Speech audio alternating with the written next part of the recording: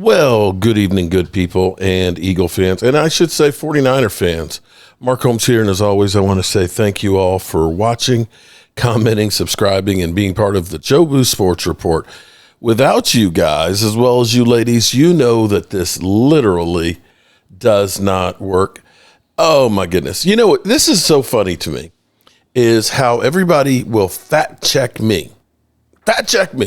And they're so quick to go ahead and say, you are a freaking idiot. Okay, so I got Chad, who I think is a 49er fan. I don't know.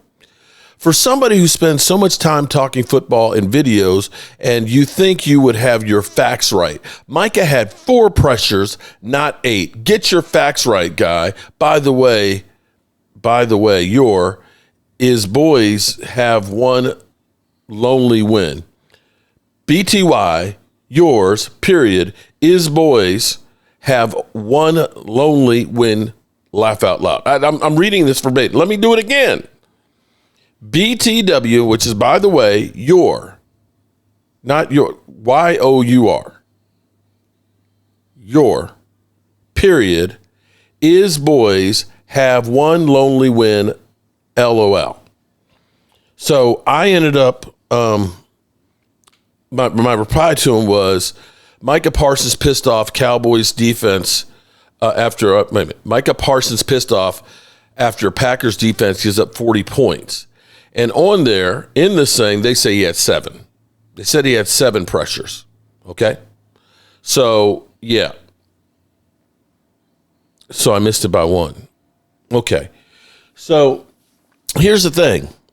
This is where Pro Football Focus, you now have to start questioning some of the shit that they say.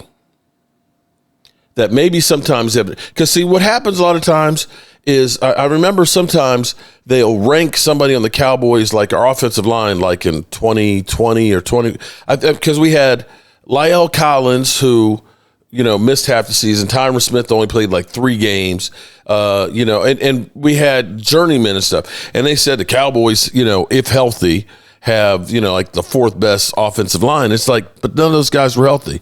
But then people say, well, the Cowboys had a great offensive line. And I was like, it changed every week. We even had old-ass Jason Peters out there. What are you talking about? So here's where Pro Football Focus rated Micah Parsons as the highest graded player in the game. Oh, shit. Really? So George Pickens, 138 yards and 2 TD receptions.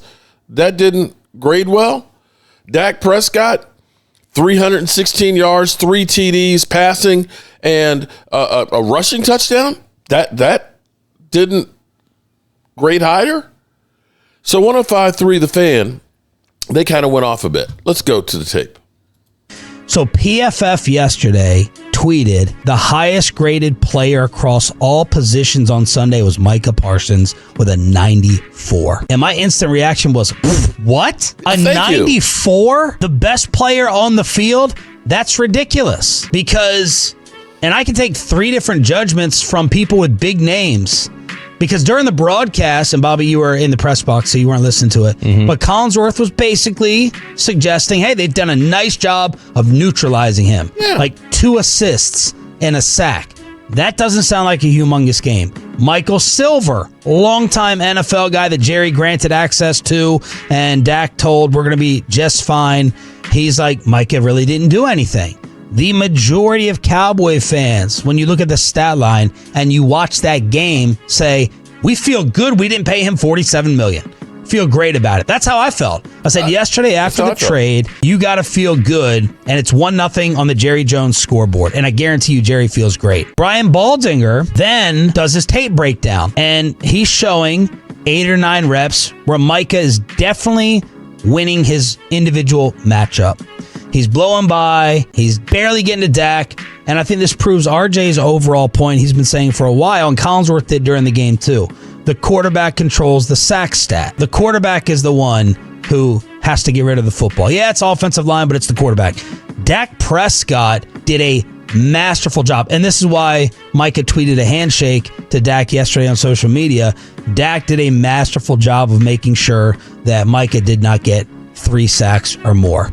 It was it was artwork to watch. Yeah, it was. So now this takes us to the layers of evaluation. If Micah Parsons almost gets to Dak Prescott, but Dak gets rid of it and he doesn't get the sack, or if he's not really affecting Dak's platform while throwing, what credit does Micah get? If Micah's beating the initial lineman that he's going up against, is that enough to go ahead and give him a 94 grade? I'm always going to disagree that Micah Parsons had a better game than Dak Prescott in this one. I'm sorry. I have to agree. Sean and RJ, I don't usually agree with too often, but come on, man. Okay, so the defense, with the exception of, I still say Dak Prescott crossed the line of scrimmage. I still say Dak Prescott. I still don't believe that it was a sack. But he did save the game because they would have gotten a touchdown. He did do that. But other than that, where did you see an impactful play that Micah Parsons made on there? I say that Justin Houston's strip sack was more consequential in the Cowboys staying in the game and getting back in the game than anything that Micah Parsons did. Am I wrong? So maybe we really need to look at these stats that we get and all the grades that we get from Skip. You know the boys at Pro Football Focus, they watch a lot of football. Skip. And hear what the boys at Pro Football Focus said, Skip. Okay, so you watched the game. I watched the game.